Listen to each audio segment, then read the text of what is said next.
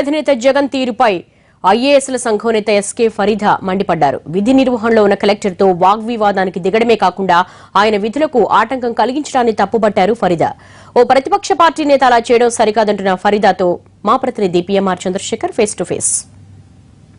ముళ్లపాడు వద్ద జరిగిన బస్సు ప్రమాద ఘటనలో జగన్ పరామర్శించడానికి వచ్చి జిల్లా కలెక్టర్ వ్యవహారం మీద కానీ వైద్యుల పనితీరు మీద విమర్శలు చేయడమే కాకుండా కొంత దురుసుగా వ్యవహరించారనే దాని మీద వాళ్ళ ఏపీకి సంబంధించిన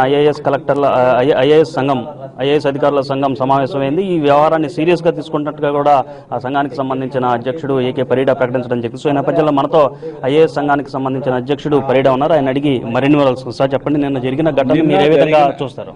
నిన్న జరిగిన ఇన్సిడెంట్ పైన మనకి కృష్ణా జిల్లా కలెక్టర్ బాబు గారు IAS officer association of Andhra Pradesh మన దృష్టికి తీసుకొచ్చినారు. ఇవాళ నిన్న జరిగిన ఇన్సిడెంట్ చాలా డీటెయిల్గా వారు వివరించారు. వారు డ్యూటీ చేస్తున్నప్పుడు అక్కడ పోస్ట్ మార్టం ఏ విధంగా తొందరగా చేయాలా, 6 PM లోపల చేయాలా, డెడ్ బాడీ డిస్పోజ్ ఆఫ్ చేయాలా, వారు యాక్షన్ తీసుకున్నప్పుడు వారికి వచ్చి బెదిరించి మీరు corrupt, police officer corrupt, medical officer corrupt, collector corrupt, మీకు జైలు పంపిస్తాను, ఈ విధంగా వచ్చి బెదిరించి ఆ విధంగా ప్రవర్తించడం మంచిది కాదు, మంచి సంప్రదాయం కాదు. ఒక కలెక్టర్ ఇన్స్టిట్యూషన్ మనం రెస్పెక్ట్ ఇవ్వాలి. అటువంటి ఇన్స్టిట్యూషన్ని మనం డిగ్రేడ్ చేయకూడదు. ఈరోజు మన మీటింగ్లో 3 రిజల్యూషన్ తీసుకున్నాము. ఒకటేమో చీఫ్ మినిస్టర్ గారిని, చీఫ్ సెక్రటరీ గారిని మేము రిక్వెస్ట్ చేసేదానికి పోతున్నాము. వారు రిక్వెస్ట్ చేసుకుంటున్నాం ఏంటంటే దీనికి ఖండించేయాలి.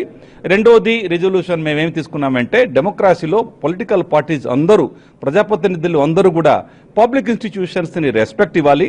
కలెక్టర్ అనే ఒక ఇన్స్టిట్యూషన్, తహసీల్దార్ కావచ్చు, పోలీస్ ఆఫీసర్ కావచ్చు, మెడికల్ ఆఫీసర్ కావచ్చు, అందరినీ మనము గౌరవించేయాలి, వారితో కలిసి పని చేసుకోవాలి అని మేము సవినీయంగా పొలిటికల్ పార్టీస్ అందరినీ మేము రిక్వెస్ట్ చేస్తున్నాము.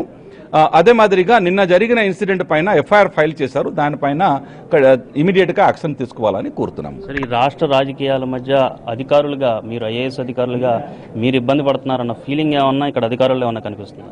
అధికారంగా ఇక్కడ పనిచేస్తున్న IAS officers of Andhra Pradesh, let me tell you proudly, they are the best of the officers in the country.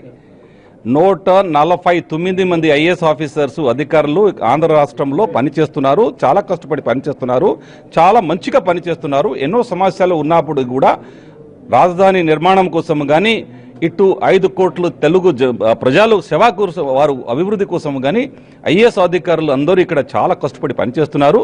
పరిపాలన వ్యవస్థ 37 సంవత్సరం నుంచి నేను చూస్తున్నాను. కాబట్టి నేను ఒకటే సవినీయంగా అందరినీ కోరేది ఒకటే, ప్రజాప్రతినిధులు అందరూ కావచ్చు, పొలిటికల్ పార్టీస్ అందరూ కావచ్చు, అఫీషియల్స్తో మనం కలిసి పనిచేయాలి. అఫీషియల్తో కలిసి పనిచేస్తేనే అభివృద్ధి సాధ్యం అవుతుంది.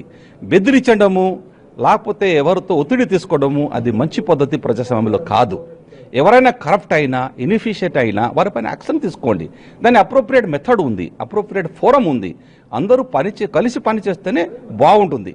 కాబట్టి నేను సవినీయంగా పొలిటికల్ పార్టీస్ అందరినీ కానీ నేను డెమోక్రసీలో నాన్ అఫీషియల్స్ అందరినీ కోరేది ఏంటంటే అందరూ కలిసి పనిచేద్దాం. అందరూ కలిసి పనిచేస్తేనే అది డెవలప్మెంట్స్ అది సాధ్యం అవుతుంది.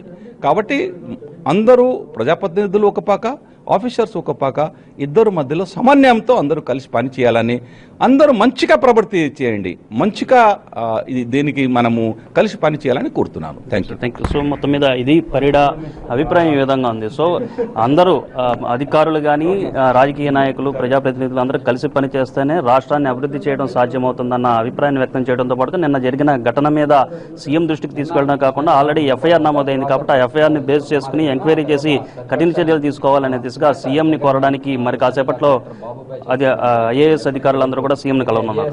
కెమెరామ్యాన్ శ్రీనుతో చంద్రశేఖర్.